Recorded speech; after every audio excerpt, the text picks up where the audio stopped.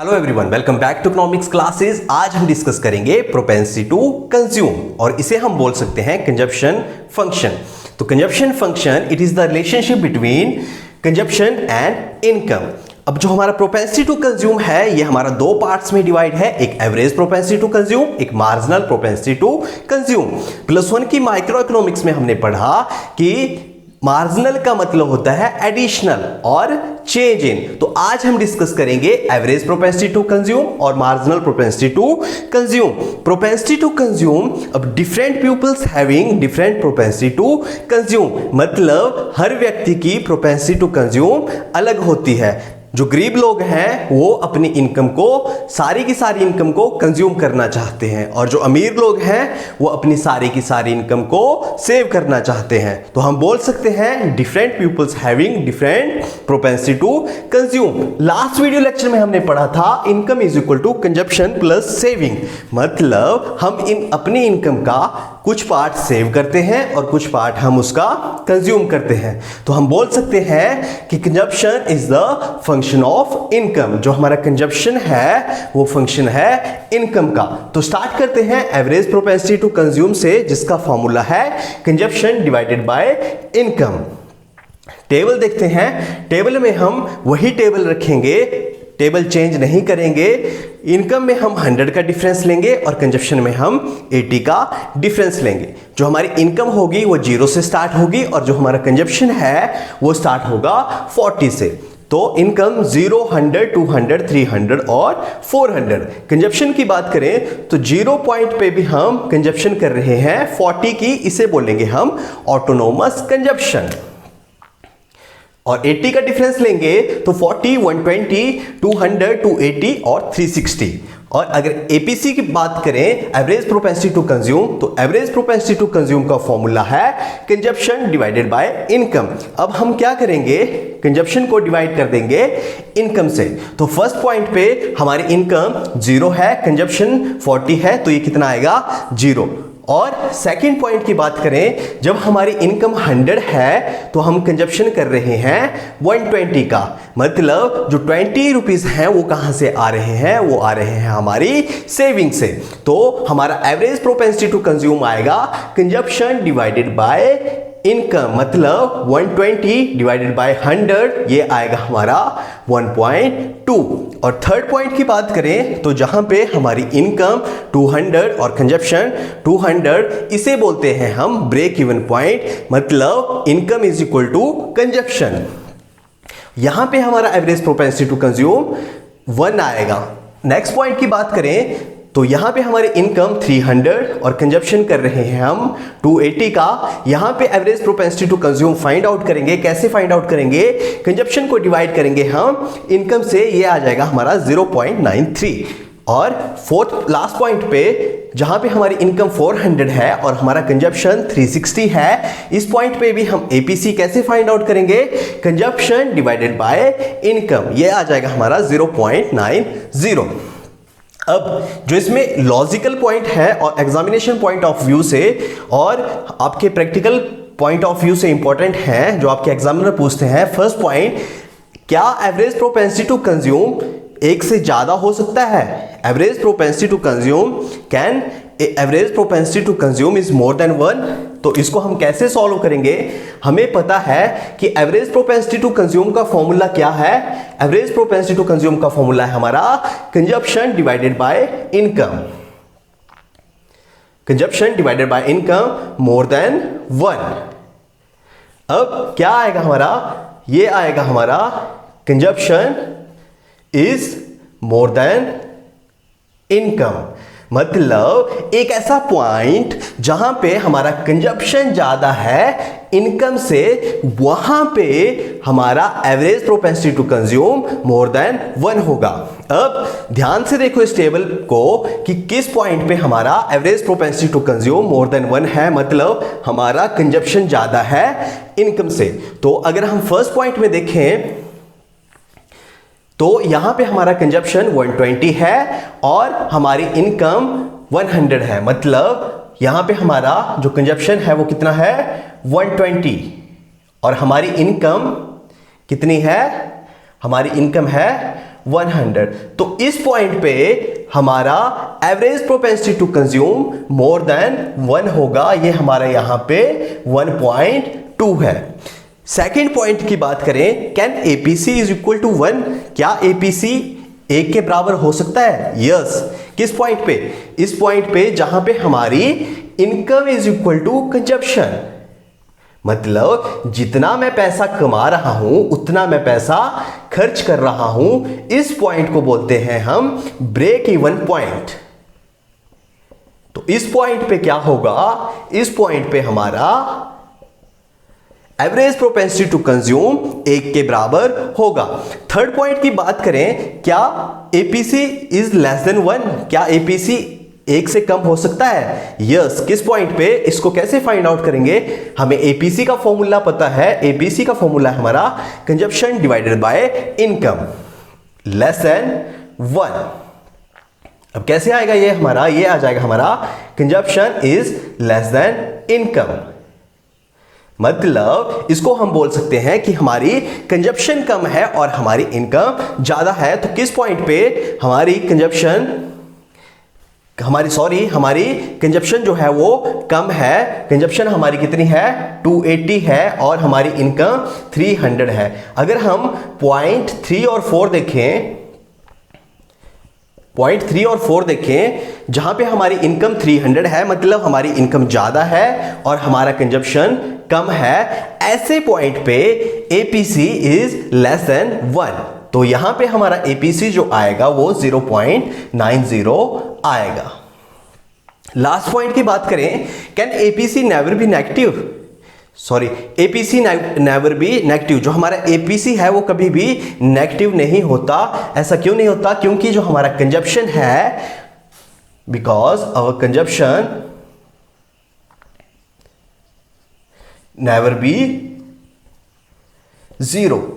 जो हमारा कंजप्शन है वो कभी भी जीरो नहीं होता। हमारा कंजप्शन हमेशा क्या होता है? 0 पॉइंट पे भी, मतलब 0 लेवल ऑफ इनकम पे भी हम कंजप्शन कर रहे हैं 40 का, तो मतलब जो हमारा कंजप्शन है वो कभी 0 नहीं होता। इसलिए जो हमारा एवरेज प्रोपेंसिटी टू कंज्यूम है वो भी कभी नेगेटिव नहीं होता। एक बार दोबारा देखते हैं तो क्या है फर्स्ट पॉइंट पे एवरेज प्रोपेंसिटी टू कंज्यूम। इसमें हम क्या करेंगे? कंजप्शन डिवाइडेड बाय इनकम मोर देन 1, मतलब हमारी कंजप्शन ज्यादा है इनकम से। तो इस पॉइंट पे, सेकंड पॉइंट पे हमारी कंजप्शन ज्यादा है, कंजप्शन 120 है और इनकम हमारी 100 है। तो इस पॉइंट पे क्या है? इस पॉइंट पे हमारा जो एवरेज प्रोपेंसिटी टू कंज्यूम है वो 1 से ज्यादा होगा। सेकंड पॉइंट पे average propensity to consume is equal to 1। ये ऐसा पॉइंट जहां पे income is equal to consumption, जिसे बोला जाता है break even point. Third, APC less than 1। तो एपीसी लेस देन 1 कहां होगा? जहां पे हमारा कंजप्शन कम होगा और हमारी इनकम ज्यादा होगी। तो थर्ड और फोर्थ पॉइंट में अगर देखें तो इसमें हमारा एपीसी इज लेस देन 1 और एपीसी नेवर बी नेगेटिव। हमारा कभी भी जो कंजप्शन है वो 0 नहीं हो सकता, क्योंकि हम 0 लेवल ऑफ इनकम पे भी हम 40 का कंजप्शन कर रहे हैं। तो एपीसी जो है वो कभी भी नेगेटिव नहीं हो सकता। अब देखते हैं हम marginal propensity to consume. Marginal propensity to consume, marginal का मतलब होता है कितना चेंज आया, एडिशनल यूनिट और चेंज। तो मार्जिनल प्रोपेंसिटी टू कंज्यूम का फॉर्मूला जो बनेगा वो बनेगा हमारा change in consumption divided by change in income. मतलब कंजप्शन में कितना चेंज आया और हमारी इनकम में कितना चेंज आया। तो टेबल हम वही रखेंगे ताकि हमें अलग अलग टेबल ना याद करना पड़े। इनकम में 100 का गैप और हमारे कंजप्शन में 80 का गैप। तो हमारी इनकम आएगी 0, 100, 200, 300 और 400। कंजप्शन की बात करें, कंजप्शन आएगा हमारा 80 का डिफरेंस 40, 120, 200, 280 और 360। तो अगर देखें कि कंजप्शन में कितना चेंज आया, तो कंजप्शन में चेंज आ रहा है हमारा डेल्टा सी 80, 80, 80, 80। और हम देखें कि इनकम में कितना चेंज आया, तो हमारी इनकम में चेंज आ रहा है 100, 100, 100, 100। तो हमारा change in income, change in Y आएगा हमारा 100 और चेंज इन कंजप्शन आएगा हमारा 80, 80, 80। तो मार्जिनल प्रोपेंसिटी टू कंज्यूम का फॉर्मूला होता है हमारा change in consumption divided by change in income. तो जब हम डेल्टा सी से डेल्टा वाई को डिवाइड करेंगे, डेल्टा सी से डेल्टा वाई को डिवाइड करेंगे, 80 से 100 को डिवाइड करेंगे, 80 से 100 को डिवाइड करेंगे, जो हमारा मार्जिनल प्रोपेंसिटी टू कंज्यूम है वो आएगा हमारा 0.8। तो अब जो इसमें इंपॉर्टेंट पॉइंट है वो ये है, फर्स्ट पॉइंट, क्या एमपीसी 0 हो सकता है?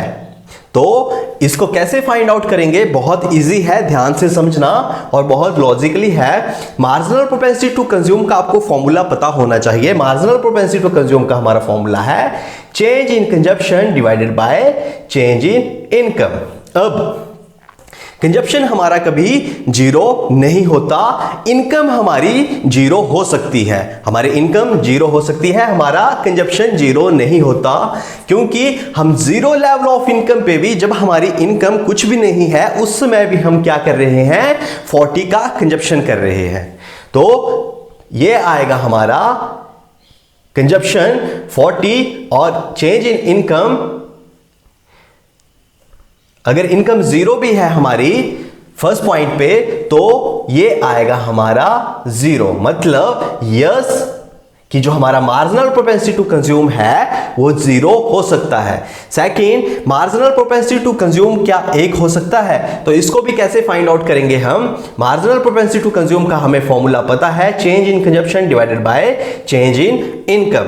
अब मार्जिनल प्रोपेंसिटी टू कंज्यूम 1 के बराबर कब होगा? जब हमारा इनकम और हमारा कंजप्शन बराबर होगा। तो मतलब हमारा कंजप्शन माना 100 है और 100 ही हमारी इनकम है, तो इस पॉइंट पे हमारा मार्जिनल प्रोपेंसिटी टू कंज्यूम जो है वो 1 के बराबर होगा। तो यस, हम बोल सकते हैं कि मार्जिनल प्रोपेंसिटी टू कंज्यूम हमारा 1 कब होगा? जब हमारा कंजप्शन और हमारी इनकम बराबर होगी, उस पॉइंट पे हमारा मार्जिनल प्रोपेंसिटी टू कंज्यूम हमारा 1 होगा। मार्जिनल प्रोपेंसिटी टू कंज्यूम 0 कब होगा? जब हमारी इनकम 0 होगी और हमारा कंजप्शन 40 का होगा, उस पॉइंट पे एमपीसी 0 होगा। थर्ड पॉइंट, क्या एमपीसी 1 से ज्यादा हो सकता है? तो एमपीसी 1 से ज्यादा, तो इसका फॉर्मूला है change in consumption divided by change in income. तो ऐसा कभी नहीं हो सकता कि मैं हर एक मंथ 500 रुपीज क्या कर रहा हूं, इनकम कमा रहा हूं, पैसे कमा रहा हूं और खर्चा कर रहा हूं 600 रुपीज का। ऐसा नहीं हो सकता कि मैं हर एक मंथ, एवरी मंथ क्या कर रहा हूं, मैं इनकम जनरेट कर रहा हूं 500 रुपीज की और मैं खर्चा कर रहा हूं 600 रुपीज का। तो जो हमारा मार्जिनल प्रोपेंसिटी टू कंज्यूम है, एमपीसी है, ये कभी भी 1 के बराबर नहीं हो सकता, इज नॉट मोर देन 1। और अब इसमें इंपॉर्टेंट पॉइंट हैं जो एग्जामिनेशन में बहुत पूछे जाते हैं कि what is the, first point है what is the minimum value of MPC. Minimum value of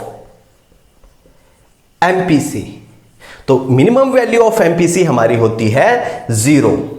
याद रखना आप, जो हमारी minimum value of marginal propensity to consume है वो 0 होती है। कब होती है? जब हमारा कंजप्शन 40 का है और हमारी जो इनकम है वो 0 है, तो उस पॉइंट पे हमारी एमपीसी 0 होती है। अब सेकंड जो इंपॉर्टेंट पॉइंट है, मैक्सिमम टाइम पूछा जाता है, what is the maximum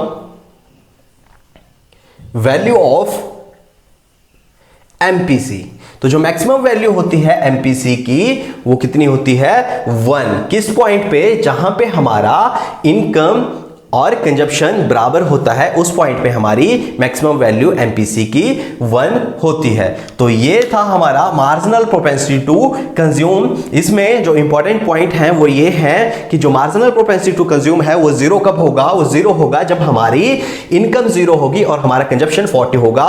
yes, उस पॉइंट पे हमारा मार्जिनल प्रोपेंसिटी टू कंज्यूम 0 होगा। एमपीसी 1 कब होगा? एमपीसी 1 उस पॉइंट पे होगा जहां पे हमारा कंजप्शन और इनकम बराबर होगा, मतलब जितने पैसे मैं कमा रहा हूं उतने पैसे मैं खर्च कर रहा हूं, तो उस पॉइंट पे हमारा एमपीसी इज इक्वल टू 1 होगा। Third, MPC is not more than 1। तो किस पॉइंट पे ऐसा कभी नहीं हो सकता कि हर एक मंथ मैं क्या कर रहा हूं, 500 रुपीज कमा रहा हूं और 600 रुपीज का खर्चा कर रहा हूं, तो MPC is not more than 1, एक से ज्यादा नहीं हो सकता। इस टेबल में भी देख सकते हैं आप कि जो हमारा एमपीसी है वो एक से कम है। तो मतलब एमपीसी हमारा जो मिनिमम वैल्यू ऑफ एमपीसी है वो 0 है और मैक्सिमम वैल्यू ऑफ एमपीसी जो है वो हमारी 1 है। तो ये था हमारा एवरेज प्रोपेंसिटी टू कंज्यूम और मार्जिनल प्रोपेंसिटी टू कंज्यूम।